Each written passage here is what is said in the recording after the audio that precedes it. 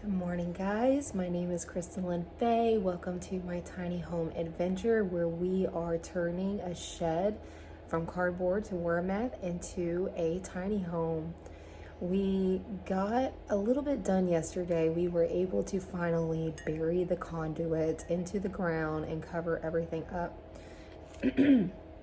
And we were able to get this is a small achievement, small steps.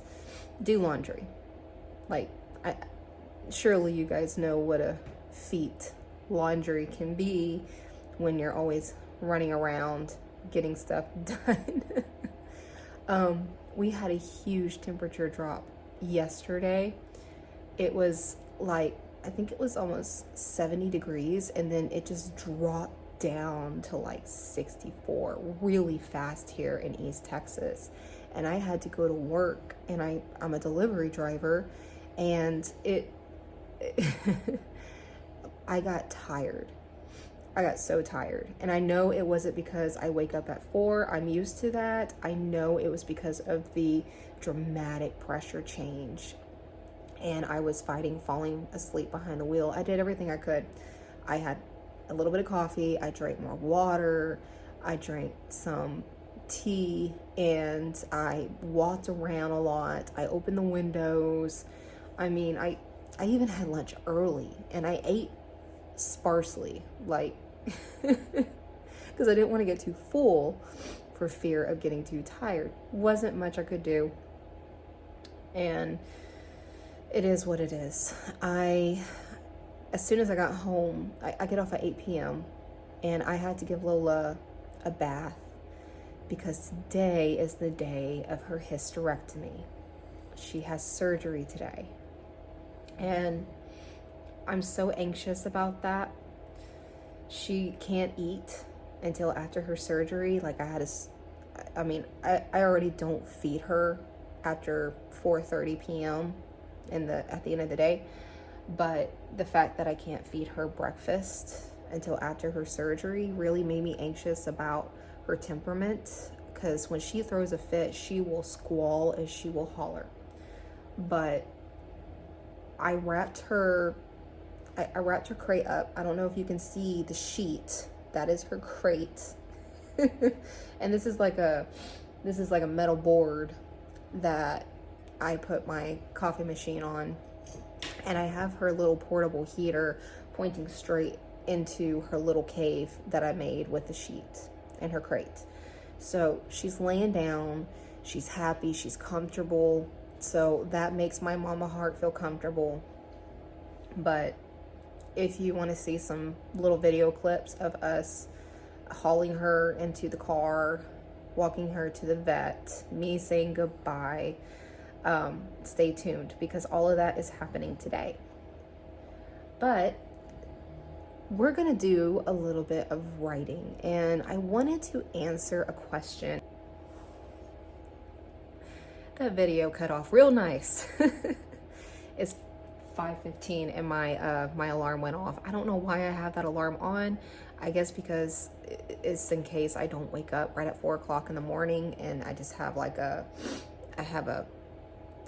backup in case I need more sleep. I turned that off, so that should not happen anymore, but we're gonna go with this. So as I was saying, I had a really good question asked in the comments on YouTube, and the question was, do you have any inspiration about your tiny home series since we moved into this shed? And so for a little bit of context, in 2021 during NaNoWriMo, I wrote a novel, and I am so proud of it. I have kept it with me this whole time, and it's called My Tiny Home Adventure, and it's got a subtitle too. And this is my manuscript, and I think it's got 52,000 words. It's just a little novella, and I still need to edit and revise it. I'm very proud of this work. I carry it everywhere with me. Like, even moving into the shed, I knew I needed it close to me all the time, because even though life keeps lifing, I still intend to edit and revise it and see about self-publishing it, like, soon. Hopefully next year, but I've been saying that for a while. Don't judge me, I finished a book. And I worked hard on this with a friend. Well, a friend of mine found me on this channel, and she wrote with me during NaNoWriMo. She became one of my very best friends. We would do like live Discord chats, and every night, and we would sit and we will write with one another just on speakerphone. We wouldn't even look at each other. I don't think I even saw her face, because we never met in person at that time in 2021. And we would just meet one another after work, and we would go on writing sprints and do the Pomodoro, set the timer for like 30-ish minutes. We wanted to get long sprints, and then we will pause, talk about our progress for like 5 to 10 minutes, take turns doing 5 minutes, and we would go again. And I am so proud of us both for like crossing that finish line. So this manuscript just holds its own place in my heart for 2 reasons. One, that I finished a novel, and that I proved to myself that I can do it. And if I can do that, you can do it too. And if you need some kind of writing community, we can do this together. I got you. I got you. I am here to support you, and we can support each other in every way we can. And then the other reason is because I gained a true friend out of that experience. So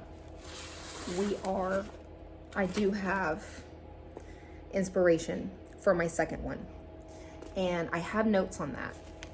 And there's this secondary character, this side character. Her name is Miranda, and she acts as kind of a mentor to the main character.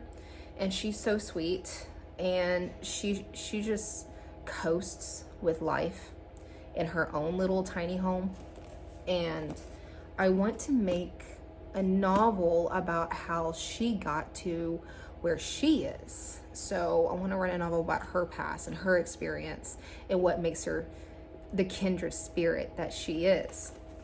Of course, you don't know too much about what I'm talking about because you haven't read it, but stay tuned and I'll keep you updated on that. Right now, I am working on a novel that's based on the Great War, also known as World War I. Back then, it was the Great War, and it's talking about how Texas got into the Great War after the Zimmerman telegram, and how that affected the community, and how that affected the social group of that time, in Texas, in one of the big cities, which is Fort Worth. And and the main character, her name is Ernestine. Isn't that the coolest name, Ernestine? I love it. And it's about her trying to find her place in this world while her husband is working in the hospital overtime during the Great War. So it's a historical fiction novel. I got inspired by it when I went to visit this bed and breakfast called the Rosen Inn. If you've never been to the Rosen Inn in Fort Worth, oh my goodness, you have got to go there. And they got amazing discounts. They are so reasonably priced. I mean, I'm a cheapskate. Let me make this very clear. I will never spend more money than I need to. And that place is cheaper than some of the fanciest hotels. It's gorgeous. They got beautiful gardens. They have a wraparound porch. They have aesthetic surprises. So recommend you go if you've never been. So today we're going to do some writing. Right now I'm going to help a friend with her manuscript. She wanted some opinions, so I'm going to start reading this manuscript so that I can write down some notes and just give her my feedback on it, so that maybe she can get some inspiration on her own and see exactly what she wants to do with the novel. She's just a tiny bit stuck. She wants to make sure that she feels good about where she's going. Excuse me. So let's get started.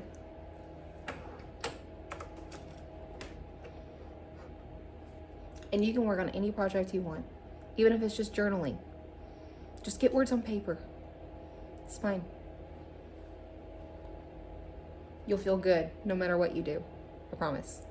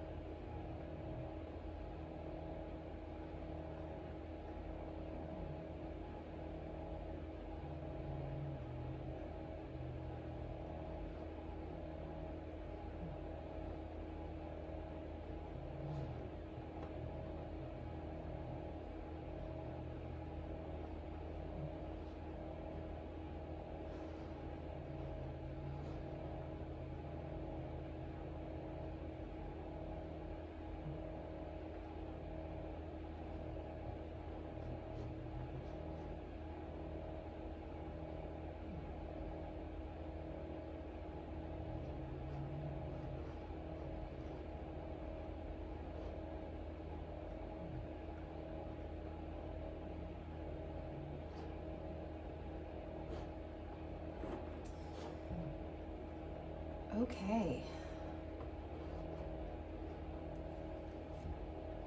That was a really good scene. I was so into it. That's gonna make a beautiful novel. I gave her my input as best as I could. Basically, I don't do a whole lot of like editing for my friends in the way it's like, oh, you spelled this wrong, or or like you or like this is unnecessary, or like things like that. I don't rewrite the whole content for her. Or for anybody, when I read someone else's work, I like to read it and give comments as I go, like, this is kind of where my thoughts are at. Maybe rewrite this sentence, it doesn't quite land well. Or if I have a certain thought in my head at a scene or a piece of dialogue, I'll be like, I mean, as this kind of character, I feel like it would make more sense to do this. So anytime I stumble in my reading, not talking about punctuation and grammar, really, but anytime I stumble in my reading, that means the flow is disturbed somewhere. So I try to write my thoughts or questions and on the comments on the sides, and hopefully that brings more inspiration to the writer. I never want to put something in someone's work that says that says like editing and grammar is more important than anything in the world. I want to give the writer an opportunity to write like in the way they feel they should write, not the way I feel I should write, and that's very important. But that was so good. Like I laughed, I almost cried, I got emotional. Great content. But